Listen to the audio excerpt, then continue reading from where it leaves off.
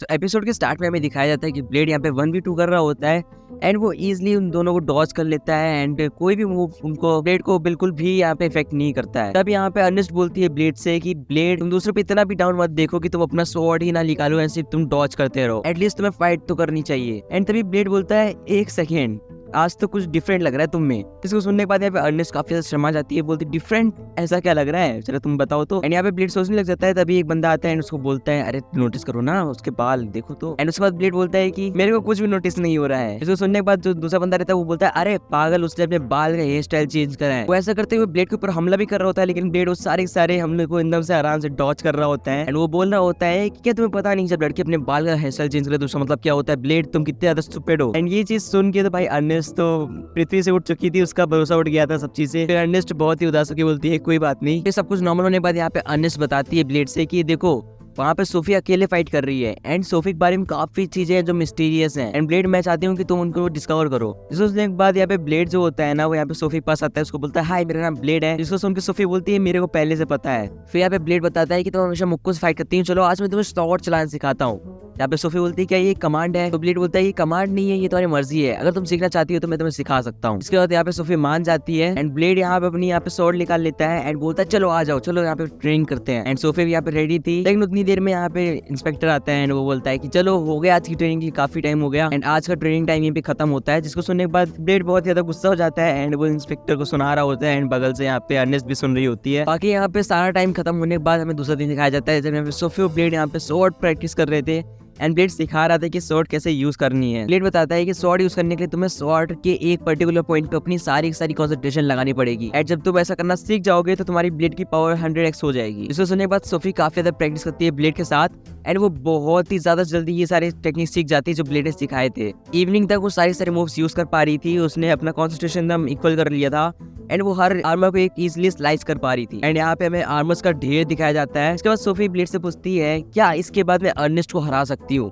इस पे ब्लेड बोलता है तुम्हें अर्नेस्ट को क्यों हराना है। सोफी बोलती है क्योंकि अर्नेस्ट यहाँ पे सबसे ज्यादा पावरफुल है। तो ब्लेड बताता है मुश्किल होगा बहुत ज्यादा, मेरे ख्याल से तुम्हें और ट्रेनिंग करनी पड़ेगी। इसको सुनने के बाद सोफी जो होती है अपनी स्वॉर्ड जो होती है उसको थोड़ा दूर रखती है एंड वो ब्लेड के ऊपर एक सरप्राइज अटैक करती है एंड ब्लेड बोलता है कि मेरे ऊपर से हटो, मैं यहाँ पे मूव नहीं कर पा रहा हूँ। एंड सोफी बोलती है कि अगर तुम मूव नहीं कर पा रहे हो, तुम्हारा ओपोनेंट फ्रीली मूव कर रहा है तो ये बहुत ज्यादा डेंजरस हो सकता है। इस पे ब्लेड बोलता है हाँ मैं कंप्लीटली एग्री करता हूँ, लेकिन अभी सामने से हटो। इसके बाद हमें नेक्स्ट सीन दिखाया जाता है जहाँ पे ब्लेड और यहाँ पे किंग साथ में बैठ के बात कर रहे होते हैं एंड किंग बोल रहा होता है कि और तुम्हारी नॉर्मल लाइफ कैसे चल रही है ब्लेड। इसमें ब्लेड बताता है कि मैंने कुछ नए फ्रेंड्स बनाए हैं। जिस पे किंग पूछता है कि कौन कौन है वो, तो ब्लेड बताना शुरू करता है कि मेरे 2-3 फ्रेंड हैं एंड उसमें से मेरे को एक फ्रेंड मिस्टीरियस लगता है, इसका नाम है सोफी। ये सुनने के बाद किंग बोलता है मुझे पता था ब्लेड तुम्हें सोफी जरूर इंटरेस्ट करेगी क्योंकि एट द एंड वो तुम्हारी कॉपी करने के लिए बनाई गई थी। इसको ब्लेड सुनने के बाद शॉक होता है एंड ब्लेड पूछता है कि तुम्हारा कहने का मतलब क्या है। यहाँ पे किंग बताता है कि सोफी एक आम ह्यूमन नहीं है, उसको आर्टिफिशियली यहाँ पे डिजाइन करा गया है एक ग्रेट हीरो बनने के लिए एंड वो सारी तुम्हारी पावर्स यूज कर सके ऐसा उसे डिजाइन करा गया था। इसको सुनने के बाद ब्लेड यहाँ पे काफी ज्यादा शॉक हो जाता है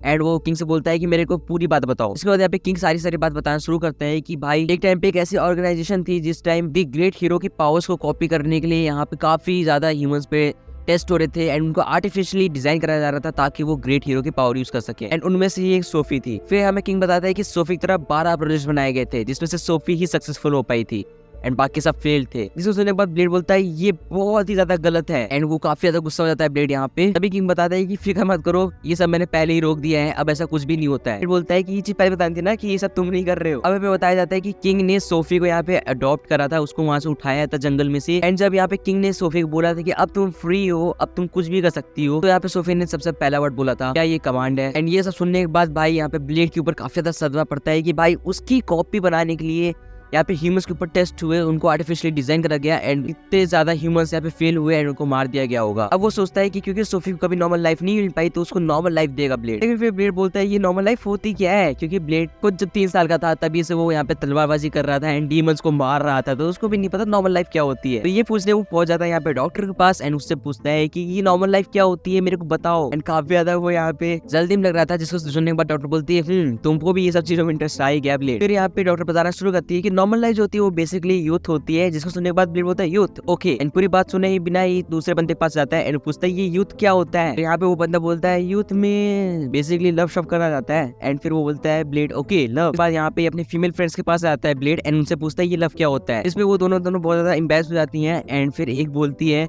कि लव का मतलब होता है डेट पे जाना। इसको सुनने के बाद वो फिर से फटाफट भाग के जाता है अर्नेस्ट के पास एंड उससे पूछता है डेट पे जाना क्या होता है। इसको सुनने के बाद अर्नेस्ट बहुत ज्यादा एम्बैरेस हो जाती है, बोलती है लेकिन अभी तो इतनी जल्दी ये सब चीजें सोचना मेरे ख्याल से ठीक नहीं होगा ब्लेड। लेकिन फिर वो बताने लग जाती है कि डेट पे जाना मतलब साथ रहना एंड साथ घूमना शॉपिंग करना ऐसा सब कुछ होता है। इसको सुनने के बाद ब्लेड एकदम से बोलता है अच्छा ऐसा है क्या, चलो ठीक है। एंड यहाँ पे अर्नेस्ट काफी ज्यादा शर्मा रही होती है, तभी ब्लेड बोलता है कि मैं डेट पे जा रहा हूँ। जिसको सुनने के बाद अर्नेस्ट बहुत ज्यादा गुस्सा हो जाती है, बोलती है किसके साथ जा रही है। यहाँ पे ब्लेड जो है चेंजिंग रूम के बाहर आ जाता है एंड वो बोलता है सोफी यहाँ पे है क्या। इसको सुनने के बाद गार्ड बोलता है हाँ यही पे है, लेकिन तुमको क्या मतलब उससे, एंड ये एक चेंजिंग रूम है। एंड ब्लेड ये सब चीजें सुने बिना ही यहाँ पे चेंजिंग रूम के अंदर घुस जाता है एंड सोफी के सामने आके बोलता है सोफी चलो डेट पे चलते हैं। इसको सुनने के बाद सोफी यहाँ पे हैरान होती है एंड बाकी लड़की अंदर से गुस्सा हो रही होती है, लेकिन सोफी बोलती है क्या ये एक कमांड है। तो ब्लेड बोलता है ये कमांड नहीं है लेकिन ये बहुत ज्यादा इंपॉर्टेंट है। तो सोफी बोलती है चलो ठीक है। अब यहाँ पे हमें दिखाया जाता है कि सोफी एंड ब्लेड डेट पे गए हैं एंड यहाँ पे अर्नेस्ट और वो दो फीमेल जो है वो यहाँ पे उनकी जासूसी करने जा रही है। हमें दिखाया जाता है कि ब्लेड ने यहाँ पे सारी की सारी चीजें जो है ऑलरेडी तैयार कर रखी है अपनी एक नोटबुक में, सबसे पूछ पाछ के क्या क्या होता है। एंड सोफी बोलती है मेरे कोई आइडिया नहीं है कि डेट पे क्या करा जाता है, तो मेरे से तो मत ही पूछना। इस पे ब्लेड बोलता है कि कोई दिक्कत नहीं है मैंने सब कुछ लिखा है एंड एक के एक बार वो हर एक चीज जो है वो गिनवाना शुरू कर देता है कि उनको क्या क्या करना है। भाई बहुत ही ज्यादा चीजें थी जो पहली बार में नहीं होनी चाहिए लेकिन उसमें लिखी थी। अब यहाँ पे सोफी बोलती है कि मेरे ख्याल से सबसे पहली चीज यहाँ पे कुछ इस तरह को हैंड को ग्रैब करना होता है, जिसको सुनने के बाद ब्लेड बोलता है हाँ ठीक है। एंड यहाँ पे भाई अर्नेस्ट जो होती है बहुत ज्यादा जेलस हो रही होती है, वो बोल रही होती है कि ये क्या कर रहा है ब्लेड पागल है। फिर हमें दिखाया जाता है ब्लेड एंड सोफी जहाँ भी जाते हैं उनके पीछे ये तीन जो लोग है ना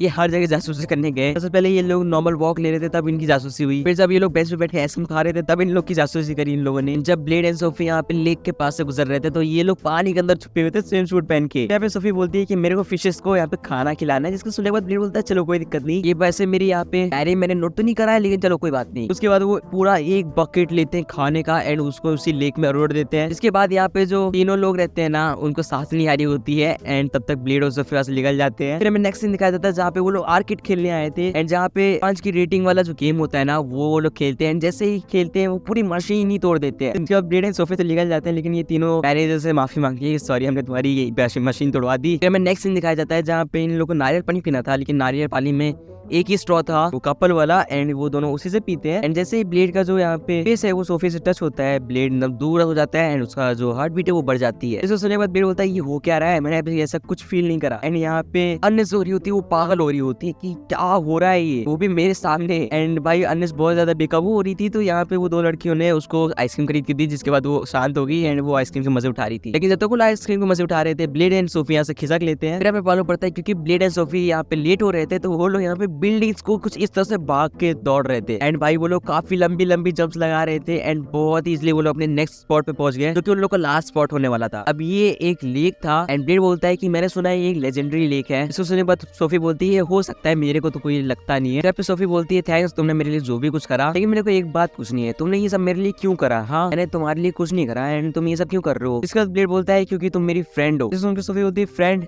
हाँ तुम मेरे को फ्रेंड कह रहे हो, ओके अगर तुम मेरे को फ्रेंड मानते हो तो ठीक है, लेकिन फ्रेंड्स के बीच में कोई भी सीक्रेट नहीं होता, मैंने ऐसा सुना है, तो मैं अपना सारा सीक्रेट तुम्हें बताने वाली हूँ एंड इसके बदले तुम भी अपने सारे सीक्रेट्स बताओगे। इसे सुनकर ब्लेड थोड़ा हड़बड़ाता है, लेकिन फिर वो भी कंट्रोल कर लेता है क्योंकि उससे सोफी के यहाँ पे जो हालत है वो याद आ जाती है। उसके बाद सोफी यहाँ पे सारी चीजें बता देती है जो यहाँ पे किंग ने ब्लेड को बताया था कि कैसे उसको आर्टिफिशियली डिजाइन करा गया है यहाँ पे ग्रेट हीरो की कॉपी करने के लिए। एंड सोफी बताती है कि यहाँ पे मेरे पास कुछ पावर्स हैं जो कि ग्रेट हीरो की है, लेकिन मेरे पे उन पे अच्छे से कंट्रोल नहीं है। इसमें उसको पहली पावर बताती है, इसकी हेल्प से वो कोई भी ऑब्जेक्ट है यहाँ पे शेप चेंज कर सकती है एंड वो अपने बगल के यहाँ पे जो स्टेयर्स का हैंडलिंग पार्ट होता है उसको चेंज करके दिखाती है, जो कि काफी ज्यादा यहाँ पे मस्त दिख रहा था। फिर वो बताती है कि मैं यहाँ पे जो ग्रेविटी है उसको भी चेंज कर सकती हूँ एंड साथ साथ में टाइम है उसको भी रोक सकती हूँ, लेकिन एक ही डिसएडवांटेज है क्योंकि मैं इसको कंट्रोल नहीं कर पाती, मैं इसको 10 सेकंड से ज्यादा नहीं यूज कर सकती, इसके बाद मेरी हालत खराब हो जाती है। इसको सुनने के बाद ब्लेड बताता है कि तुमने अपना सीक्रेट बता दिया, अब ये मेरी बारी है। एक्चुअली में जो ग्रेट हीरो की तुम बात कर रही हो वो मैं ही हूँ। अभी तो मेरे पास कोई भी ग्रेट हीरो वाली पावर नहीं है, बट यस ग्रेट हीरो मैं ही हूँ। एंड फिर वो बताता है कि मेरे को माफ कर देना कि मेरी वजह से तुम्हें इतनी खराब लाइफ मिली एंड तुम्हें कुछ इतनी ज्यादा कर्स्ड जो यहाँ पे पावर्स है उनका यहाँ पे सामना करना पड़ रहा है। फिर ब्लेड अपनी यहाँ पे बैक स्टोरी बताता है कि वो 3 साल की उम्र से डीमंस को मार रहा था एंड उसने जितना भी अच्छा करा है लोगों के लिए, लोगों ने उससे पीठ पीछे उतनी ही बुराइयां करी है। जैसे कि अगर 100 लोगों के पीछे डीमंस भाग रहे हैं एंड भाई ब्लेड ने उनको बचा लिया, लेकिन उनमें से अगर 2 मर गए तो भाई उसके लिए ब्लेड को काफी ज्यादा यहाँ पे हेट मिलता था। एंड ब्लेड बोलता है कि मेरी जिंदगी बहुत बहुत खराब थी, लेकिन सॉरी कि मेरी वजह से तुम्हारी भी जिंदगी खराब हुई। इसके बाद ब्लेड यहाँ पे काफी ज्यादा इमोशनल होकर रोने लग जाता है एंड सोफी उसको शांत कराती है, बोलती है शांत हो ब्लेड, तुमने जो भी कुछ कहा वो मेरे हिसाब से सही नहीं है। मेरे को नहीं लगता तुम ग्रेट हीरो बनना चाहते थे, इसलिए तुम ग्रेट हीरो